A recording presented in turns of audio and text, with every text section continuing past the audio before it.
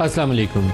Iran America मुज़ाकरात में अच्छी पेशरफ हुई और ख़ास तौर पर फील्ड मार्शल आसिम मुनीर के स्टे के दौरान जो तेहरान के अंदर उन्होंने मुलाकातें की और वहाँ से वाशिंगटन तक जो पैगाम रसानी हुई, उसके नतीजे में कुछ मामलात के अंदर जो तनाव था उसमें कमी आई है। कुछ आगे बढ़े, कुछ एक दो इश्यूज़ के ऊपर अभी लगता है मामलात हल तलब हैं।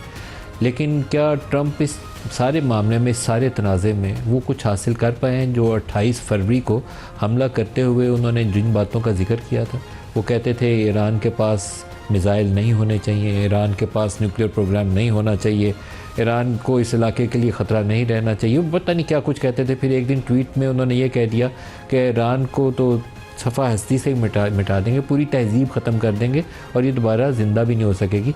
न्यूक्लियर अटैक का थ्रेट कर रहे थे। तो अभी से थोड़ी देर पहले फाइनेंशियल टाइम्स लंदन ने एक आर्टिकल शाया किया है जिसमें उन्होंने लिखा है कि Iran is beating Trump at the art of the diplomacy.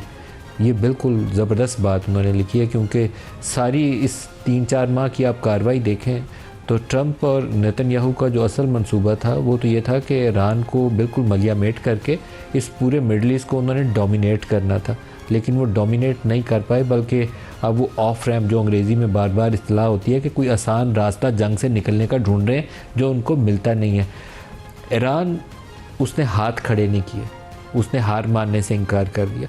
आप जब मैच खेलते हैं तो आमतौर पर कहा जाता है कि जल्दी वो शख्स हारता है जो हार मान लेता है। अगर आप मुकाबला करते रहें तो कोई ना कोई एक मौका आ जाता है कि दाव पेच से आप दूसरे पहलवान को गिरा देते हैं। तो ईरान ने उस हार को मानने से इनकार कर दिया। जितना नुकसान कर सकता था ट्रंप ईरान का, उसने करके देख लिया। एक हथियार जो ईरान ने पहली दफ़ा इस्तेमाल किया, उसने स्ट्रेट ऑफ हॉर्मुज़ को बंद कर दिया। और स्ट्रेट ऑफ हॉर्मुज़ की जो बंदिश थी, उस स्ट्रेट ऑफ हॉर्मुज़ की बंदिश ने अमेरिका को भी परेशान किया, मिडल ईस्ट को भी परेशान किया। जहाँ जहाँ अमेरिका की बेसिस थी उसको उसने हिट किया उन ममालिक को। और यूरोप में बहुत परेशानी हुई, बल्कि पूरी दुनिया परेशान हुई, क्योंकि ऑयल प्राइसेस $100, $110, $112, $114 पे ब्रेंट ट्रेड करता रहा। और यूरोप की इकॉनमी पहले ही बैठी हुई है यूक्रेन वॉर के बाद, उसके लिए मज़ीद झटका सहना आसान नहीं था। नेटो जो था उसका इत्तेहाद ख़तरे में पड़ गया और यूरोपियन ममालिक करीब नहीं आए। अब ट्रंप इसमें मुश्किल में है। नवंबर में वहाँ मिड टर्म इन्फ्लेशनरी प्रेशर्स वहाँ बढ़ रहे हैं और उस पर तनकीद हो रही है कि आप ईरान में हमला करके क्या लेने गए थे और क्या लेकर आए हैं। अब वो डील अगर करे 2015 वाली जो ओबामा ने की थी, उसके करीब 3 की डील हो, जो मैं बहुत दिनों से कहता हूँ कि उससे बहुत ज़्यादा फ़र्क डील अमेरिका को मिल नहीं सकती। कुछ भी करेंगे उसके आगे पीछे थोड़ा बहुत, वो जो JCPOA वाला जॉइंट कम्प्रीहेंसिव एक्शन प्लान था 2015 में ओबामा ने ईरान से साइन किया था और 2018 में ट्रंप ने उसको तोड़ दिया था।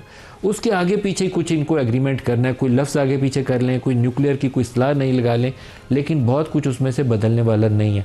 कुछ अगर न्यूक्लियर में 2 कंसेशन ज़्यादा मांगेंगे तो इन रिटर्न वो जो सैंक्शंस में रिलीफ ईरान पहले से ज़्यादा मांगेगा। इसी तरीके से उसके जो फ्रोज़न एसेट्स हैं उसमें रिलीफ पहले से ज़्यादा मांगेगा। तो ट्रंप अपने अवाम को गुमराह करने के लिए कुछ कह तो सकते हैं, लेकिन एक्चुअली इस वॉर के वो विनर है नहीं अभी तक। कल को क्या होगा कहना मुश्किल है।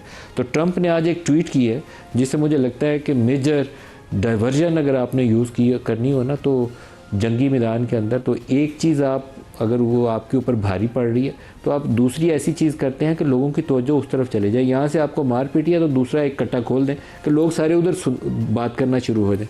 ट्रंप ने बिल्कुल वैसे ही किया। ट्रंप ने एक ट्वीट के अंदर कहा कि ये तमाम जो रीजन के ममालिक हैं इनके लिए ग्रेट डील हो सकती है फॉर ऑल, और या उन्होंने कहा कि नो डील एट ऑल, या फिर कुछ भी नहीं मिलेगा। और वो क्या कहते हैं कि बहुत ग्रेट डील जो सबको मिल सकती है या कुछ भी नहीं मिलेगा।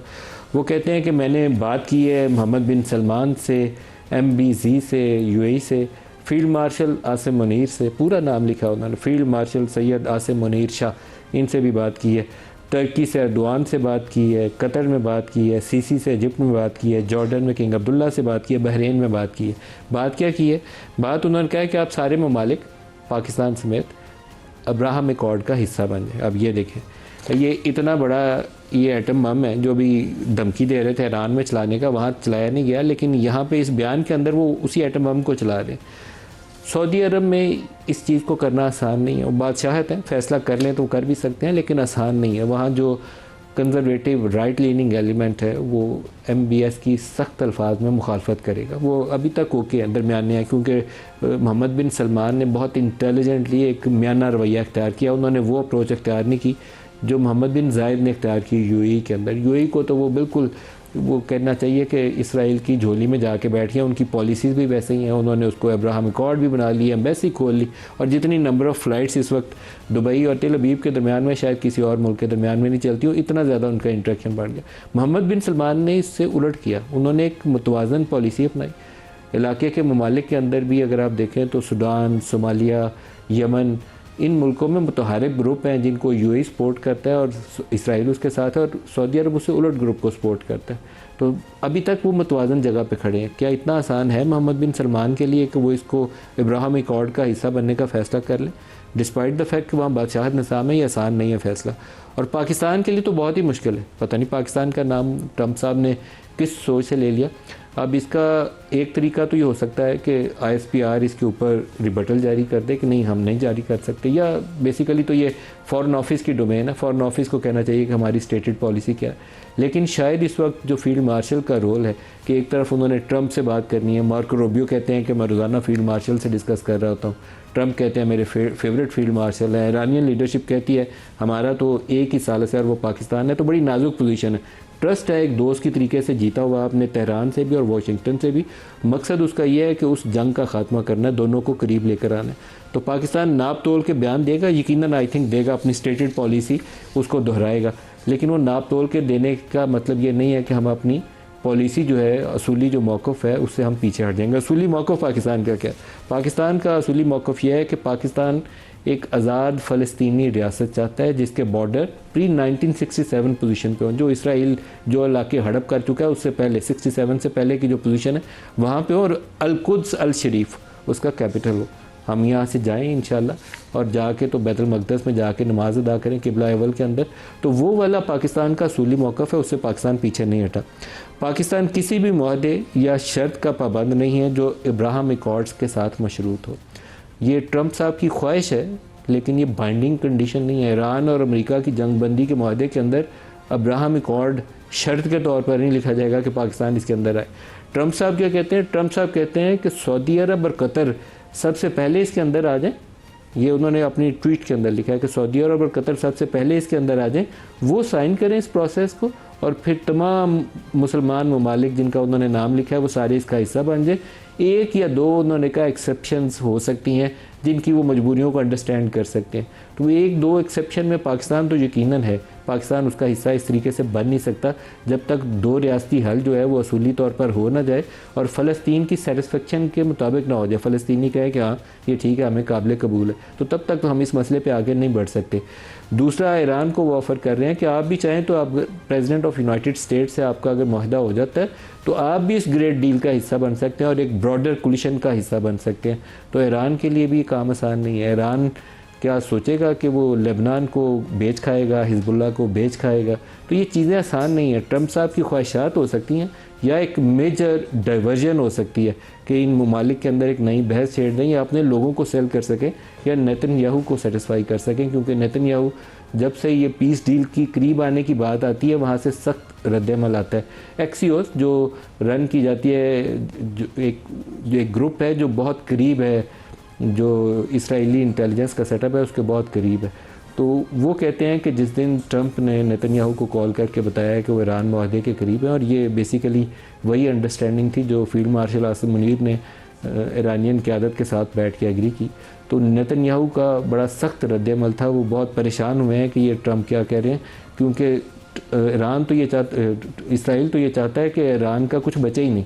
उसकी तो ख्वाहिश यही है ना कि मुसलमान मुल्कों पे सारों पे कब्ज़ा कर ले, या मुसलमान मुल्क सऊदी अरब, यूएई, बाकी कतर, ईरान ये आपस में भिड़ पड़े और ख़ुद से एक दूसरे को मारते रहें और उसका काम आसान हो जाए। तो वो सारा कुछ पाकिस्तान ने रोका हुआ है, वो कुछ करने नहीं दिया। तो ये मुख्तलिफ़ लोगों की ख्वाहिशें हैं। आइंदा आगे क्या होगा उसके ऊपर आज के प्रोग्राम में हम बात करेंगे। और हमारे साथ जो मेहमान शख्सियात हैं, एडना मारूफ डिफेंस एनालिस्ट हैं, डॉक्टर आदिल नजम हैं, मारूफ तजिया कार हैं और इंटरनेशनल अफेयर्स के हवाले से इनकी बहुत गहरी नज़र है। दोनों को खुशामदीद कहते हैं। डॉक्टर आदिल नजम, आप ही से पूछते हैं पहले, इब्राहिम अकॉर्ड्स के ऊपर बड़ी तफसीली किस्म की ट्वीट है, आप क्या देखते हैं पाकिस्तान, सऊदी अरब, इन ममालिक की क्या पोजीशन होगी गोइंग फॉरवर्ड? देखें नदीम साहब, बहुत शुक्रिया। आपने जो अपने इब्तदाइये में बात की वो सारी आपने पहले उसका एक एनालिसिस जो है वो बिल्कुल दुरुस्त है। I have little to add to it, लेकिन मेरे ख्याल में ये जो ट्वीट है ये एक और ट्रक की बत्ती है, इसको इतना सीरियसली लेना चाहिए। ये ट्रक की बत्ती इसलिए है कि आप किसी तरफ जा रहे हैं, पीछे बत्ती ट्रक की देखते हैं, दूसरी तरफ निकल जाए। ये एक बुजुर्ग शख्सियत जो रात को नहीं सो सके, उन्होंने सुबह जो है जो कुछ आया वो उगल दिया। उस ट्वीट में आपको नजर आता है कि उसको गौर से पढ़ें कि वो सोची समझी नहीं है, जब शुरू की है तो ही डिडंट नो कि how he would and it. लेकिन मेरे ख्याल में अगर इसको आपने तज्जिया करना ही है तो इसका this is not Trump speaking, this is Netanyahu speaking. और आपने बिल्कुल जैसे कहा कि उसमें आउट भी है, ये भी है। बेसिकली हमने देखा यही है, और अब तो बिल्कुल क्लियर है कि जब जब ट्रम्प और फिर रूबियो ने बात करनी शुरू की कि जी हम करीब हैं, तो एकदम आपने अमेरिका में देखा कि जो गुफ्तगू जो है वो एक हायर लेवल पे पहुंच गई और ट्रम्प साहब पे बहुत प्रेशर आ गया। मेरे ख्याल में ये उनकी सियासत का, ना सिर्फ इस टर्म का, दोनों टर्म्स का सबसे बड़ा पॉलिटिकल चैलेंज जो है वो इस वक्त फेस कर रहे हैं। और वो पॉलिटिकल चैलेंज जो है वो जंग नहीं है, वो पॉलिटिकल चैलेंज उनके अंदर की जो उनकी कंस्टिट्यूंसी है उसमें है। एक तो वो हॉक्स थे और इसराइल वाले थे जो पहले पुश कर रहे थे कि हमें तो डील अच्छी नहीं लगती। आपने देखा कि उनसे लिंडजी ग्रैम हो या एक्सियस हो या न्यूयॉर्क टाइम्स हो, एकदम जो है ना वो ऊपर होना शुरू हो गया कि जी ये तो हार है और फलान है। दूसरा ये कि बहुत सारे ऐसे लोग जो जंग के खिलाफ थे, जो ये सोचते थे कि ये जंग अच्छी बात was not a good idea for the US, कि ये यूएस के लिए अच्छी नहीं थी, ये अच्छा फैसला नहीं था। They also started saying rightly कि यार ये तो सरेंडर करने के, ये तो बेसिकली ईरान जो है वो जीत जाता है। और उसमें खुसूसन जो हमने जो इजराइल और नेतन्याहू से प्रेशर देखा कि हमें इसमें क्या मिलेगा। देखिए, ये मैंने और आपने पहले भी बात की है, इस जंग में 3 फरीक थे और उसमें एक फरीक दोनों फरीकों से बड़ा था। ये जो सारी मुसाइलत शायद से हो रही है, नेगोशिएशन, ये तो उन 2 फरीकों में हो रही है ना। जंग तो इसराइल ने शुरू की, इसराइल के कहने पे अमेरिका आया, उसकी मजबूरी में ईरान आया। अब वो फरीक है, वो सिर्फ स्पॉइलर नहीं है, और वो ये समझता है कि मैं जंग नहीं खत्म करना चाह रहा, तो वो हर बात ट्राई करता है कि इन दोनों को किसी किस्म की मीडिएशन पे आने से रोके। और जहाँ तक हमने खबरें देखी हैं, सच्ची हैं या झूठी हैं, जो नज़र आता है कि जब वो फ़ोन मीटिंग हुई जिसमें ये सारे ममालिक बिलशमूल पाकिस्तान मौजूद थे, तो उसमें out of nowhere Donald Trump साहब ने, ये जो रिसेंट खबरें आई हैं पिछले 24 घंटे में, कि उसमें आउट ऑफ नोवेयर उन्होंने कोई इब्राहिम अकॉर्ड का जिक्र कर दिया ऐसे ही कि यार वो भी हो जाएगा शायद। और खबरें, रिपोर्ट्स ये बताती हैं कि फ़ोन पे बिल्कुल सख्ता छा गया, बिल्कुल क्वाइट हो गया। और उसके बाद डोनाल्ड ट्रंप ने कहा, अच्छा नहीं तुमने मेरी आवाज़ नहीं, तुम लोग हो लाइन पे कि नहीं हो। So this is what is being reported, कि ये उनके लिए भी कितनी बड़ी सरप्राइज थी। उसके बाद भी डोनाल्ड ट्रंप ने इस बात का ज़्यादा जिक्र नहीं किया, उसके फ़ौरन बाद, जो फ़ोन कॉल के बाद जो ट्वीट थी और बाकी बात थी। नाउ आई थिंक जो नेतन्याहू और उनका कैंप है वो पुश कर रहा है कि अच्छा उनसे कहो पहले ये करें। ना करने वाली गल होती है ना, कि जब आपको पता है कि आपको कुछ नहीं मिल रहा तो आप एक और इशू डाल देते हैं जिस पे आपको पता है अगला नहीं बच कर सकता, ताकि ये जो है ये अटक जाए। आई थिंक ये जो आप देख रहे हैं ये वो पुश है जो वो सुन रहे हैं नेतन्याहू से, इजराइल से, अपनी हॉक से, कि अच्छा ठीक है यार अगर करना ही है ना तो उनसे कहो ये करे ताकि तुम्हें नजर आए कि तुमने भी कुछ लिया।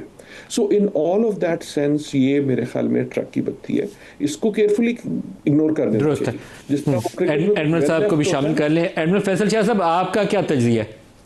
डाइवर्जन है, ट्रक की बत्ती है, या ये कुछ और है? जी नदीम साहब, बहुत शुक्रिया मुझे प्रोग्राम में लेने का, और आपका बड़ा अच्छा तज्जिया था। लेकिन मैं डॉक्टर आदिल नजम साहब की बात को बिल्कुल सेकंड करूंगा कि इसको हमें कोई बहुत ज़्यादा सीरियस नहीं लेना चाहिए। इसको डी कन्फ्लिक्ट रखना चाहिए, करना चाहिए नेगोशिएशन से जो इस वक्त चल रही हैं।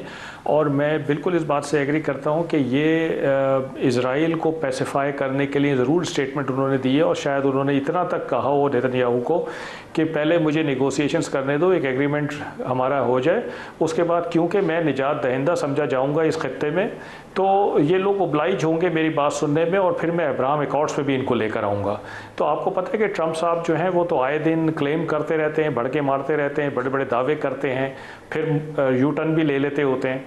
तो मेरा ख्याल है कि इसको कोई बहुत ज़्यादा हमें सीरियस नहीं लेना चाहिए, और इसको हमें इसकी वजह से निगोशिएशंस को ओवरशैडो नहीं करना चाहिए जिस नहज पे वो चल रही हैं इस वक्त सेंसिटिव तरीके से।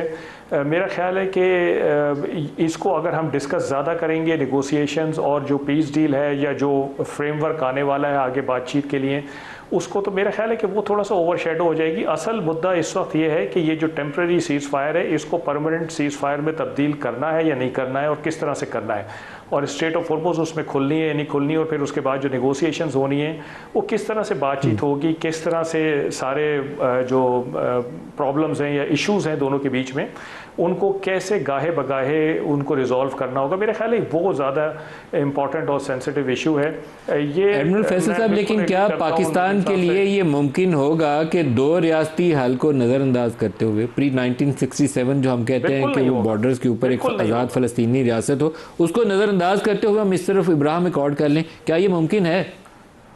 नहीं, बिल्कुल नहीं, बिल्कुल नहीं है ये मुमकिन। ये 200% मुमकिन नहीं है पाकिस्तान के लिए। और हम 1967 से पहले वाले जो बॉर्डर्स हैं उनको हम सपोर्ट करते हैं। हम दो रियासती हल जो आपने पहले अपने सारे इब्तिदाई में बात की, बिल्कुल वो हमारा स्टांस है, और हमें कोई मजबूरी नहीं है। हमारी क्या मजबूरी है कि हम अब्राहम अकॉर्ड्स की तरफ चले जाएं, मतलब बावजूद इसके कि हम तो एक आप तरह ये देखिए कि एक तरह का एहसान कर रहे हैं इस दुनिया पे और अमेरिका पे ख़ास तौर पे, जो निकलना चाहता है इस जंग से। वो कहते हैं कि हमने ईरान को 20 साल पीछे फेंक दिया है, हमने उसको तबाह कर दिया है। तो भाई आप अगर तबाह कर दिया है, 20 साल पीछे फेंक दिया है, तो फिर आपको किस चीज़ का ख़तरा है 20 साल तक? आप चले जाएँ यहाँ से। लेकिन वो एग्रीमेंट करना चाहते हैं ईरान के साथ, क्योंकि उनके पास वो लेजिटिमेसी नहीं है वापस जाने की जो वो चाहते हैं। तो पाकिस्तान तो बेसिकली उनके साथ एक अच्छा काम कर रहा है, तो पाकिस्तान क्यों ओब्लाइज होगा या किस वजह से ब्लैकमेल होगा कि पाकिस्तान अपना जो प्रिंसिपल स्टांस है एक, उससे उसको नज़रअंदाज कर दे? बिल्कुल सही है। डॉक्टर आदिल साहब, जो एग्रीमेंट के हवाले से तफसीलात आ रही हैं, तो वो ईरान कहता है कि हम कुछ ब्रॉडर अंडरस्टैंडिंग के करीब हैं, लाजमी नहीं है कि मुआहदा हो जाए, लेकिन वो कहते हैं इसमें हॉर्मोज शामिल नहीं है। कहते हैं टोल टैक्स नहीं लेंगे, लेकिन हो सकता है सर्विसेज प्रोवाइड करें तो सर्विसेज के कुछ पैसे ले लें। न्यूक्लियर कहते हैं इसमें शामिल नहीं है। जंगबंदी हो जाएगी तो उसके बाद 7 रोज़ में मुज़ाकरात शुरू करेंगे, और स्टॉक पाइल्स को डाउनग्रेड कैसे करना है उसके ऊपर बात होगी। ये नहीं होगा कि स्टॉक पाइल अमेरिका को देने। तो इंटरेस्टिंगली नई डायमेंशन हैं जो उन क्लेम से बिल्कुल मुख्तलिफ हैं जो ट्रंप कर रहे हैं। जी नदीम साहब, मेरे ख्याल में जो फोकस है इस वक्त मेरे ख्याल में इसी चीज़ पे है कि इसकी एग्जैक्ट डायमेंशंस क्या नज़र आती हैं। कुछ चीज़ें क्लियर हो चुकी हैं। क्लियर ये हो चुका है कि जिस चीज़ की हम बात कर रहे हैं वो कोई फाइनल एग्रीमेंट या हतमी किस्म की चीज़ नहीं है। वो ये है कि जो इस वक्त टूटा पज्जा एक है हमारे पास सीज़ फायर, उसको थोड़ा मुस्तहकम सीज़ फायर कर दें, और ताकि दोनों फरीकैन जो हैं उनके पास वक्त हो और मौका हो कि ये जो दूसरे मुश्किल मामलात हैं उस पर वो बैठ के बात कर सकें। Probably they have come closer to each other, लेकिन अब जो है वो टेक्निकल डिटेल्स ऐसी हैं कि वो ख़तो किताबत से नहीं हो सकती कि इसने इसको पैगाम दिया, उसने उधर पहुंचा दिया, उसने कहा जी वो कह रहे हैं ये कर लो, ये फिर वापस आए उन्होंने कहा जी ये कह रहे हैं ये कर लो। अब उसको हमें अगर एक नेक्स्ट स्टेज पे ले जाना है जहाँ एक टेबल पे इनके जो टेक्निकल लोग बैठे हैं तो बात करें वहाँ पहुंचाने के लिए, उसकी डायमेंशंस भी क्लियर हैं मेरे ख्याल में।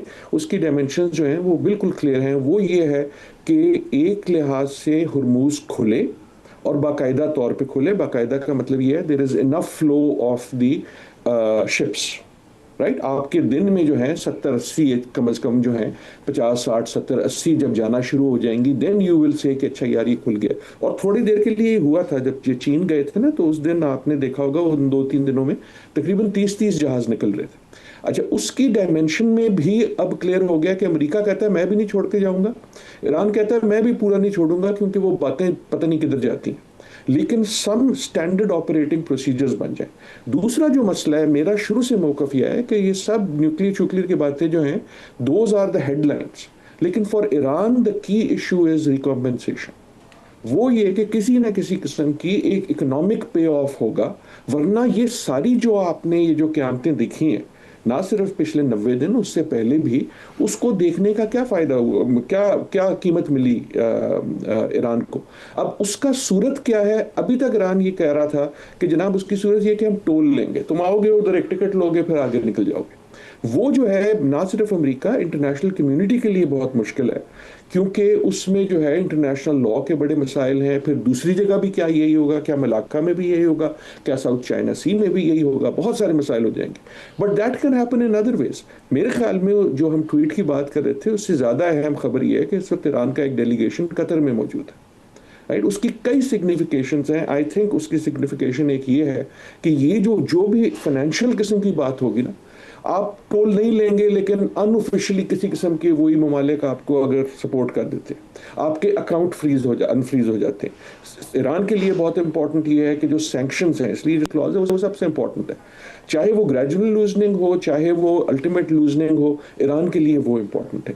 तो मेरे ख्याल में जो बार्गेन है ना, जिस वक्त भाव हो रहा है दुकान में जो हो रहा है ना कि नहीं इतने का या उतने का, वो इन दो चीजों पे हो रहा है कि स्टैंडर्ड ऑपरेटिंग प्रोसीजर बिल्कुल सही। क्या होगा, एडमिरल फैसल शाह और साहब, दूसरा ये कि वो आपकी फाइनल एग्रीमेंट के हवाले से क्या असेसमेंट है, क्योंकि that should happen with in next few days.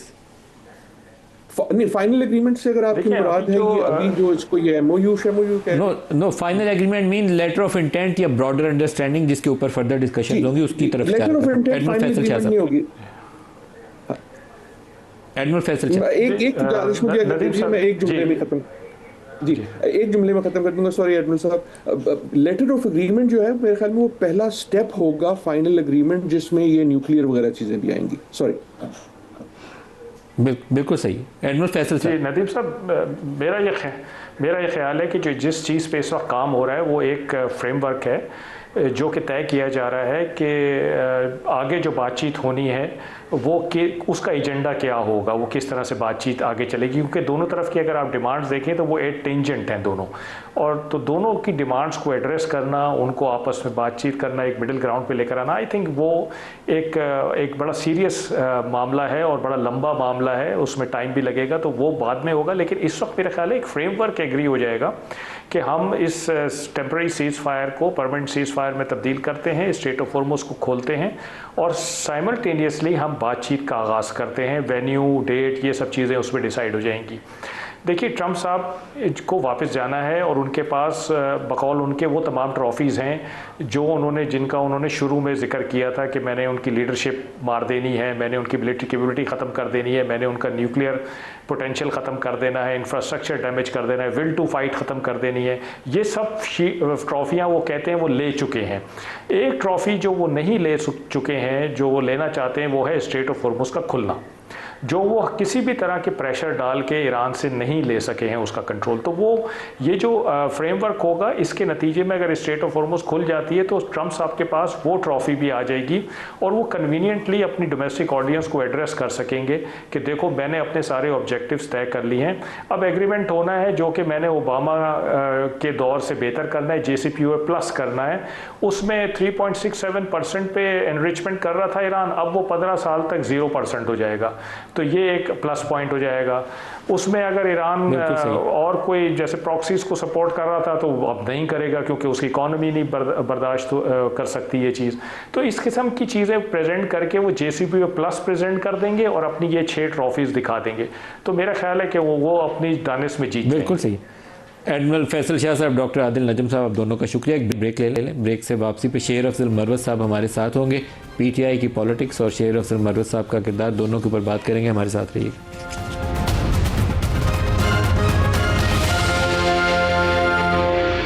Programme में दोबारा खुशामदीद कहते हैं। शेर अफजल मरवत साहब ने वफाकी आइनी अदालत के सामने एक दरख्वास्त डाली है जिसमें उनकी इस्तदा ये है कि जो अली अमीन गंडापुर को वज़ारत आला से हटाया गया, वो एक ऐसे शख्स, इमरान खान की तरफ कह रहे हैं, एक ऐसे शख्स के कहने पे हटाया गया जो सज़ा याफ्ता है।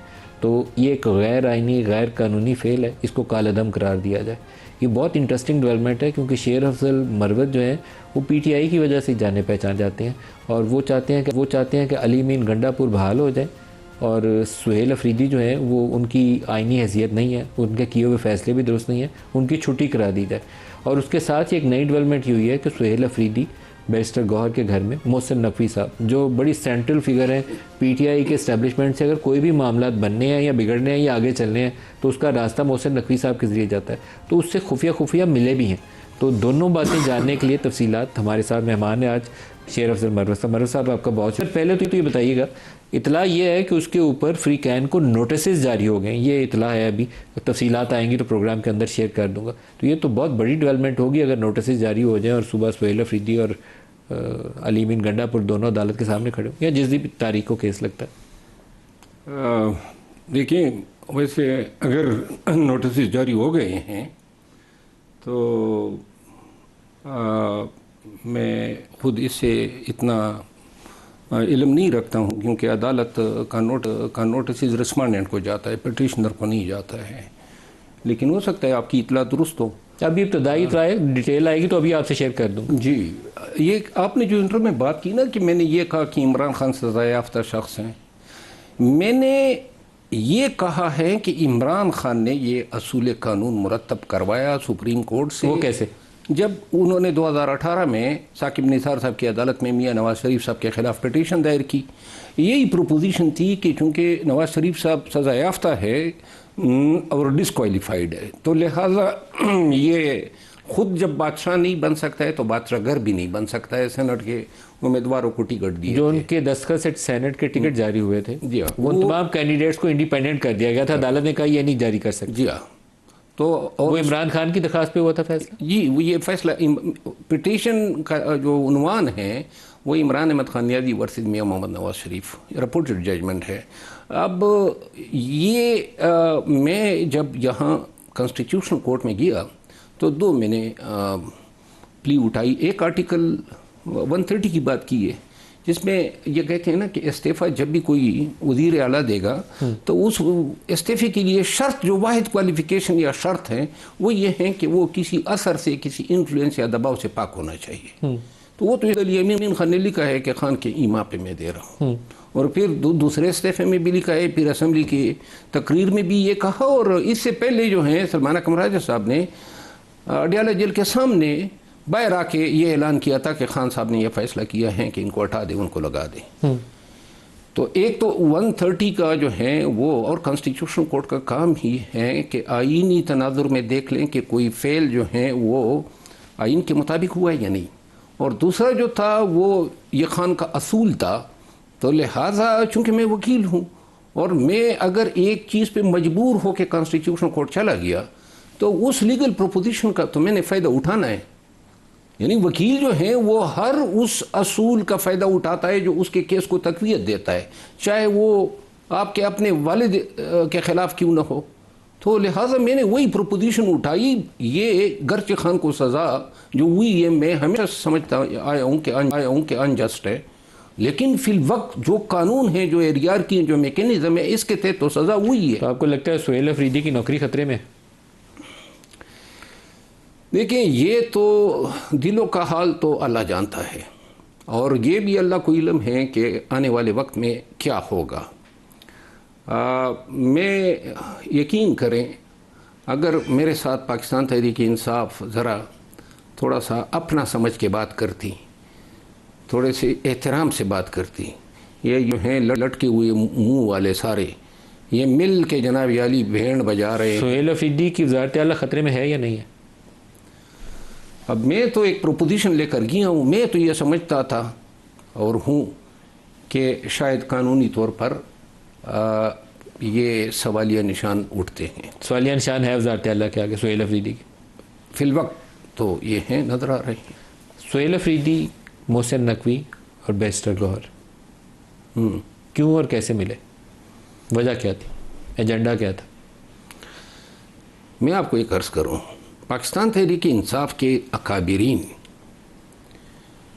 जब से ये हालात बने हैं 3 सालों से तसलसल के साथ एस्टेब्लिशमेंट के लोगों से मिल रहे हैं। सारी पीटीआई मिलती है, सारी पीटीआई। लेकिन मैं आपको अल्फान कहता हूँ कि आज तक मैं मोहसिन नकवी साहब से मैंने हाथ नहीं मिलाया, न मिला हूँ।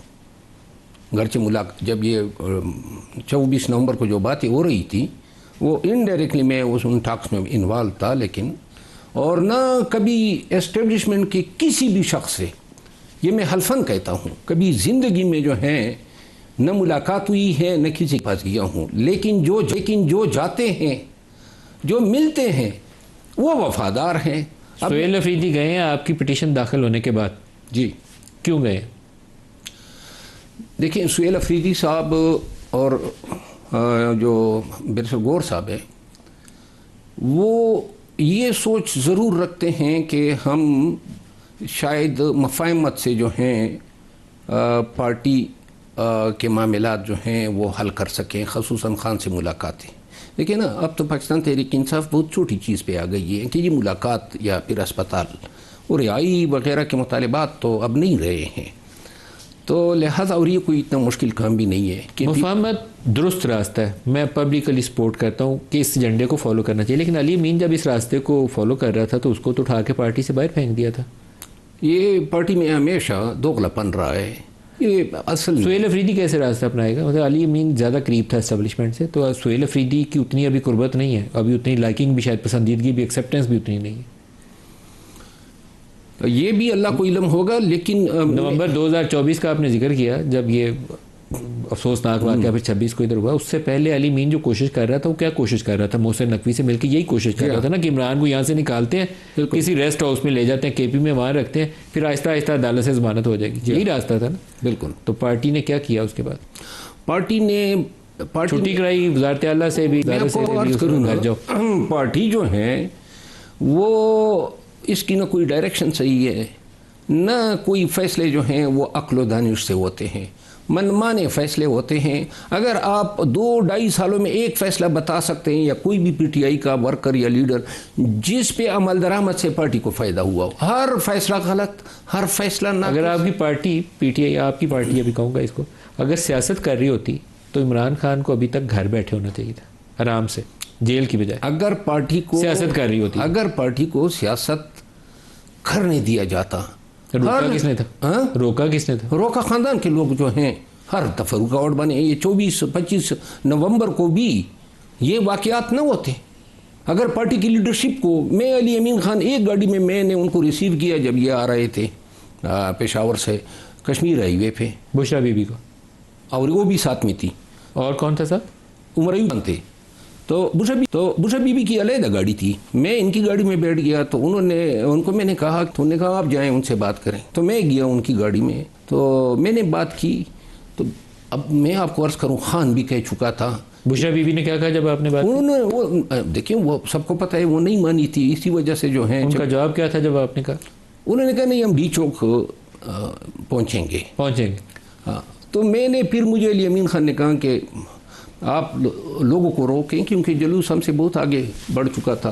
तो मैं कई मोटरसाइकिल पे निकलता चाइना चौक आया, वहाँ पे मैंने लोगों को रोका। और ये 2-3 सालों में जो कुछ हो गया जी, 9 मई तो हुआ था, उसके बावजूद मेरे ख्याल में 1 साल के अंदर अंदर आप लोगों को अपने मामला इस्टेब्लिशमेंट से सीधे कर लेने चाहिए थे। तो अब तो बड़ा लंबा अरसा गुजर गया। तो इमरान खान का मुस्तकबिल क्या है? जेल में ही रहेंगे अभी, क्या बाहर आने का कोई चांस है? देखिए, मेरा ख्याल ये है कि इस लड़ाई में एस्टेब्लिशमेंट को भी तो कोई फ़ायदा नहीं हुआ है, उनका भी बहुत नुकसान हुआ है।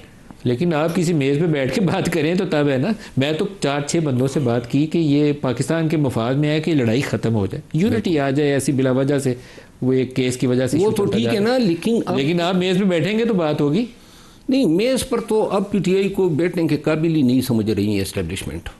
राइट ऑफ कर दिया अभी तो फिल वक्त तो पॉलिटिक्स से ये रेलेवेंट कर दिया है। और इमरान का मुस्तकबिल क्या है फिर? जेल या? देखिए, इमरान खान का मुस्तकबिल, अगर कोई एक भी सही फैसला हो जाए तो ये पार्टी सरवाइव कर सकती है, वरना फैसला करेगा कौन? खान को एहसास होना चाहिए कि पार्टी डबोई जा रही है। कौन डबो रहा है? यही लोग डबो रहे हैं जो उनसे फैसले करवा रहे हैं। मोहतरमा अलीमा खानम, सलमान अकम राजा, एक फैसला कोई बता दे कि इन्होंने कोई मेरिट पे किया हो, कोई पार्टी। अभी उन्होंने कहा जी कि अभी ताज़ा तरीन ये चल रही हैं कि पार्टी के MNAs को कहें कि जी इस्तीफे लिख कर दे दो, यानी कि वही अमल दोहराया जाए। अब जो लोग कम से कम असेंबली या पार्लियामेंट के सामने खान की बात कर लेते हैं, वो बात करने वाला भी कोई नहीं बचेगा। आपके ख्याल में सारे लोग इस्तीफा देने पे तैयार हो जाएंगे? मैं आपको लिख कर देता हूँ कि जब भी ये फैसला अनाउंस होगा, पार्टी मरकज़ में, सूबों में बैठेगी और अलालेलान लोग इनकार करेंगे। शेर अफजल मरवत साहब, सीनियर रहनुमा सियासी शख्सियत हैं, बहुत शुक्रिया आपने हमें ज्वाइन किया। आज के लिए इतना ही, इजाज़त दीजिए। अल्लाह हाफ़िज़।